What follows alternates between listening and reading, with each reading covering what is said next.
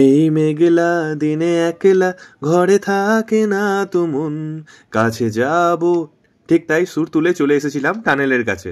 টানেলে কতটা জল আপনাদের একবার দেখাই। টানা কয়েকদিন বৃষ্টিতে যা হয়েছে, টানেল তো নয়, অ্যাকোয়াটিকার একটা রাইড তৈরি হয়ে গেছে, যা একদম বিনা পয়সায়। যাওয়ার সময় আগে সাইকেল বা বাইক জলে ভিজে যেত, এখন সাইকেল বা বাইকের সাথে মানুষও জলে ভিজে যাচ্ছে।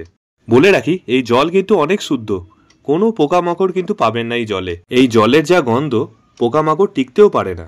ঢেউ ভালো দেখতে গেলে কিন্তু আপনাকে রাইড জোরে চালিয়ে যেতে হবে, তাহলে আপনি ভালো মতো ঢেউয়ের উপভোগ করতে পারবেন। দেখেছেন এই মানুষটার রাইড কিভাবে মাঝপথে কেচিয়ে গেল?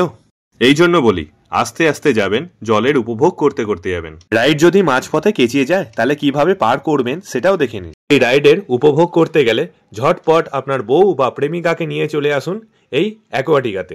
তো কবে আসছেন এই বর্ধমানের অ্যাকোয়াটিকাতে? কমেন্ট বক্সে অবশ্যই জানাবেন।